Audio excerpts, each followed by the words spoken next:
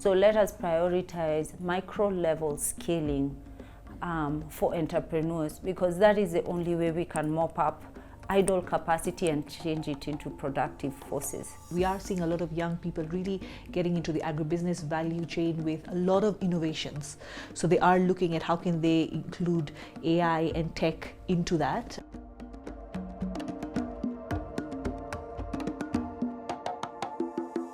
Hi and welcome to State of Africa. I'm Jeff Mote. Think about this. Nearly 60% of Africans are under 25. That makes Africa the youngest continent in the world.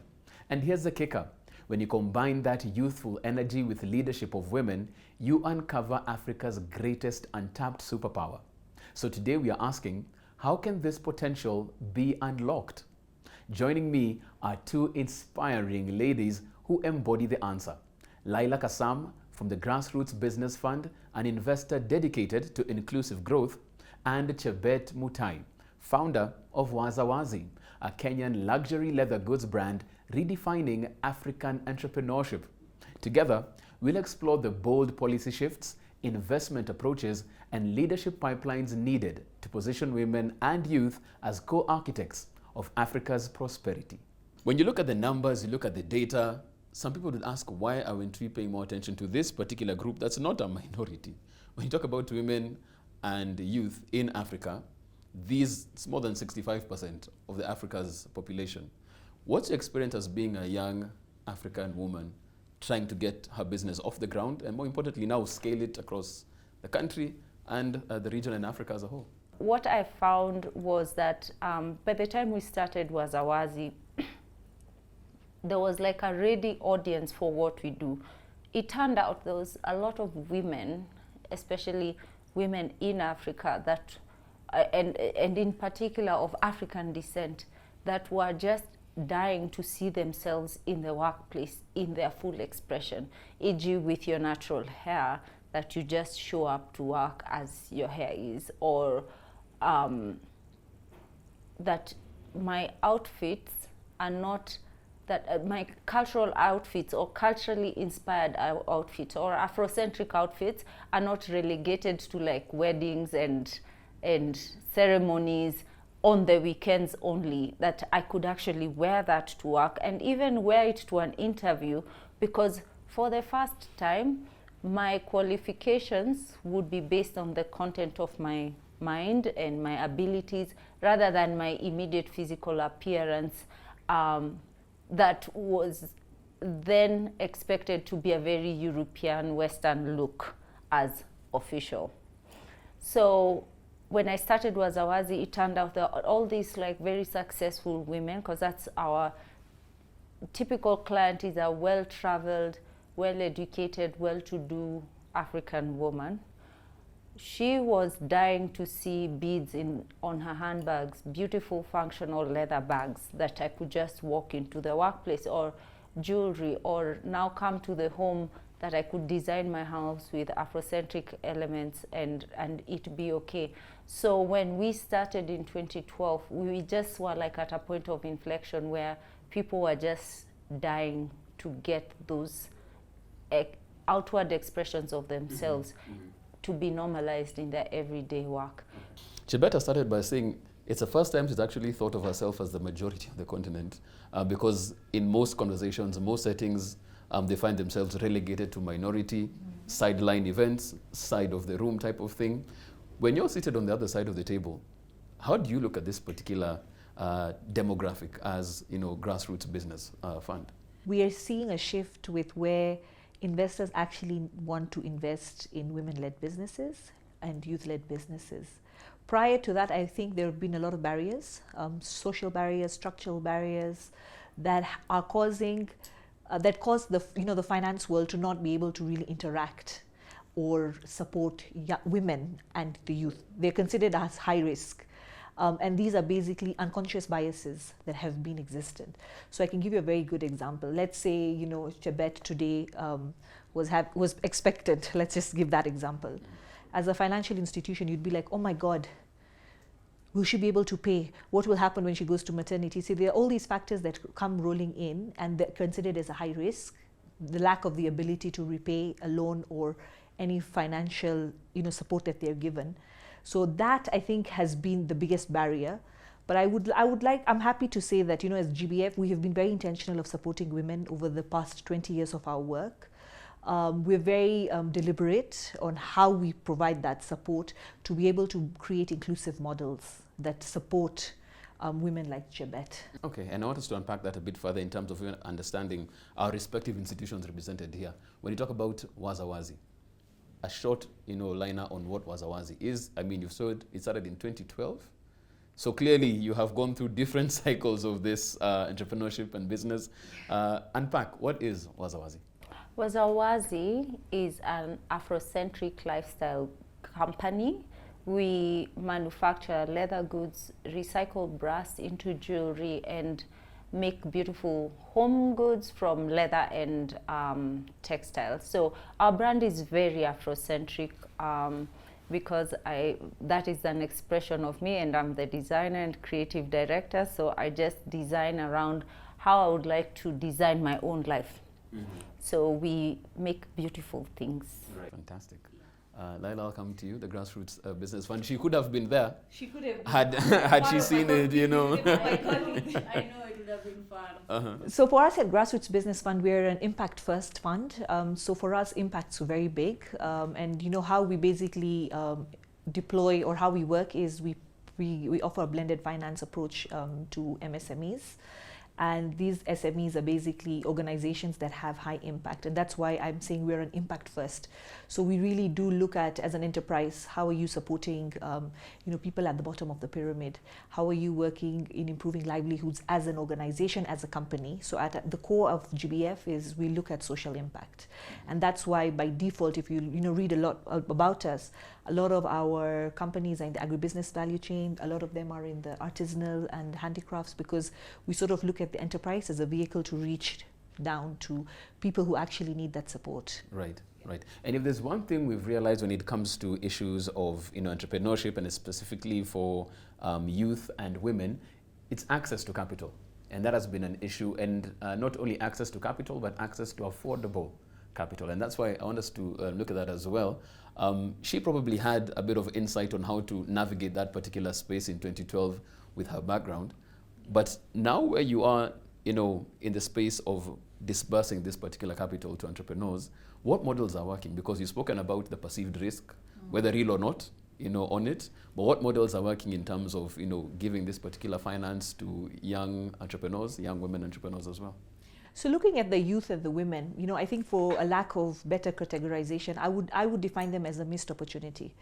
And I think the reason of the missed opportunity is because the markets, just not on the African continent, but just generally in more developing parts of the world, the products that are being offered don't cater for the missing opportunity. The financial products aren't catering to young people. They aren't catering to women. They're catering to mainstream male-dominated fields and male-dominated sectors. So the women and the youth are left. But I think the one thing that we have been one of the pioneers as GBF back in 2004, and we currently continue doing it, is technical assistance. And technical assistance, it's broad. And more recently, what we are seeing is that we need to be able to support young people, women. We also support the men. We're not saying we've ignored them, but there needs to be some sort of mentorship and coaching to help these businesses and these individuals understand what types of financing is available, what is the right financing for me. So today I may be, like a wazi, enterprise, and I'm like, okay, what does my business really need? Is it soft money that doesn't have low debt, interest rates tagged to it? Do I need a grant? Do I need commercial funding from a bank? What is the right type of capital? And the one thing that I would, really be proud of GBF is that we provide something called pre-lending technical assistance. So even before we give a company funding, we're able to coach them and mentor them to help them understand what do they really need. Is it concessional funding? Is it a grant? Because what we're also seeing now is with young people, they have fantastic ideas. I would categorize them as a startup. They have no collateral, so even the idea can't come to fruition because they lack the funding. So I think it's also understanding how can we enhance our technical assistance? Is it right from, technical universities all the way up? Or is it from a financial institution perspective, from the time of, a bank having a different arm of technical assistance? And how does that technical assistance look like? Chebet, what's your take when it comes to the policy space that you're in as an entrepreneur? Having done this for more than 10 years, that means those are two different administrations your business has been running in. So a lot of regulations have come, policy has come and gone. What's your take on where it stands as an entrepreneur? Right now, we have CAM, Kenya Association of Manufacturers. They are incredible in driving those policies. So they interact with us enough for them to then go back to the office. Because as an entrepreneur, I have only so much time to be involved in policy conversations. It's either I'm running my business or I'm in boardrooms and government offices and conferences the whole week, which is not sustainable. So when organizations like CAM take over this like they steer and they champion our cause, I feel like government finally, is able to pay attention, because they do find themselves face to face with peers, and now we have even more and more technocrats like driving both government conversations and private sector.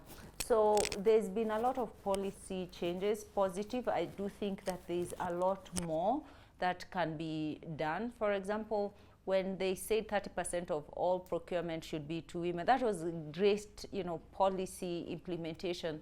How well are we paying these people after we've given them work? So should we build another, whole policy paper around how these youth and women organizations that then apply for, like, for example, part of government procurement is how quickly do we pay them? That's because money is the oxygen that then drives all of these economy, industries and all that. Other policies, I guess we need to get serious about our IP laws for creatives, because there's nothing more loose than that. You can be a filmmaker and your content will be taken and nothing is going to happen to the perpetrator. So what protective policies can we come up with, both internally and externally? Because there's also like cultural appropriation, which then we need to get clear about what is ours and therefore get serious about protecting that IP. I want to take a short break at this particular point. When you come back after the break, it's been spoken about for a while and everybody has been talking about how this Africa Continental Free Trade Area is going to be one of those game changers. Is it yet? Where does it stand at this particular point? How can we make it even better as we move forward? That and so much more after this short break. You're watching State of Africa.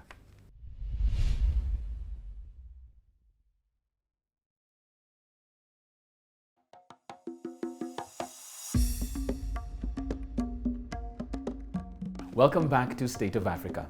Now, before the break, we began unpacking how women and youth can move from the margins to the center of Africa's growth story.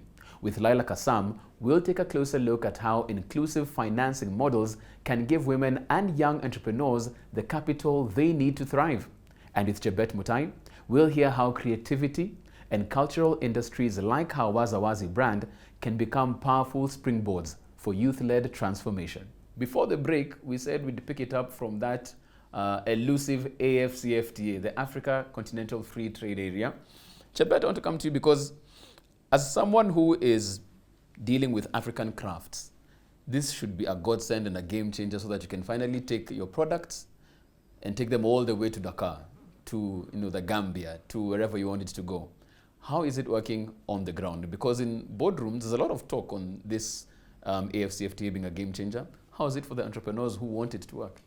Why are we not doing business with ourselves and doing business with everyone else? Or it's actually everyone else is doing business with us. The Chinese are here, the Europeans have been here forever, the Americans are everywhere.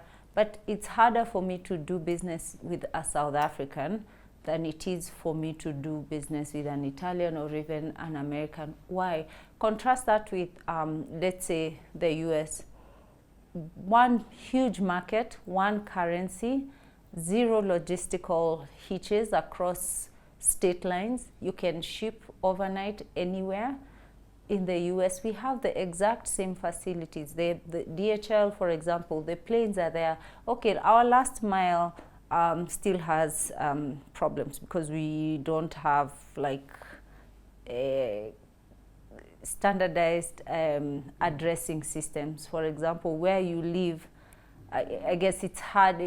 It's kind of hard, but it's not so hard because a boda guy will find you wherever you are on an app. So maybe it's not that big of a deal anymore, but it's still, we still have three issues we need to, okay, many issues, but the first one is the ease of logistics. There's taxes that will be charged to send something to Rwanda, and you're saying it's one market. I mean, all these frictions to send money is another big bit. So how are we trading if we can't even exchange money? That we need another currency, dollar, to neutralize the transaction between me and a Rwandese person. I mean, it's crazy. Why is it so hard to even travel within Africa? It's cheaper for me to fly to New York tonight than to South Africa. Why? Laila, I want to come to you because there's some key issues that have been brought in there. And the reason why I even start with the AFCFTA, because that's looked at as, you know, this particular game changer, this opportunity for entrepreneurs on the continent. I want us to still speak to that particular aspect of opportunity. You touched on it, talking about what GBF is doing, the Grassroots Business Fund. But in terms of the greatest opportunity sectors for youth and women, what's that looking like from how you're deploying your capital and what you're seeing, not only in Kenya, but across the continent? So I think the key sectors that we're seeing a lot of women and a lot of young people is, of course, the artisanal sector. We are working with a lot of creatives, you know, informal, but, you know, they are getting there through some support. We are looking at the agribusiness value chain. We are seeing a shift with a lot of young people doing agriculture, which is, I wouldn't be surprised. You know, there has been this whole drive of food security. So we are seeing a lot of young people really getting into the agribusiness value chain with a lot of innovations. So they are looking at how can they include AI and tech into that. We're seeing a big shift in that. And I think the biggest advantage is, like, very similarly to the M-Pesa, you know, I think we have set a benchmark across the world of how to do mobile banking. A lot of other, you know, developed countries are trying to do that, but they haven't still hacked it compared to what we're doing. So I think there's a lot of innovation, a lot of, we are also seeing a lot of people going into the FMCG space. But I think for us, the most interesting sector is to see how many young people are actually in the agribusiness value chain. Because, you know, before agriculture was being tagged to, you know, people who don't have skills, people who are not very literate. A lot of the young people that we are seeing now are all very educated. They've all finished their school, they have degrees, but they just don't have an avenue to go and use their knowledge into doing things. And the fact that they're able to now sort of, you know, link technology into agriculture, you know, use technology into the creative space, you know, not maybe necessarily making you know, jewelry and clothes, but they're also trying to see how can they be innovative with including AI in the work they do. So there's a big shift with that. Of course, as a financial institution, you're a bit cautious because you always say that technology comes with a bigger risk and a bigger investment that may not be very attractive to financiers, but there is a shift in that. Chebet, I want us to talk about the skills that your workforce is getting. When you look at education and the skills system that we have in terms of skill transfer, what are you seeing are the opportunities there for those who are coming into the workforce, for those who are going into entrepreneurship? Is the African education and skill system, you know, equipping them for that particular line of either employment or entrepreneurship?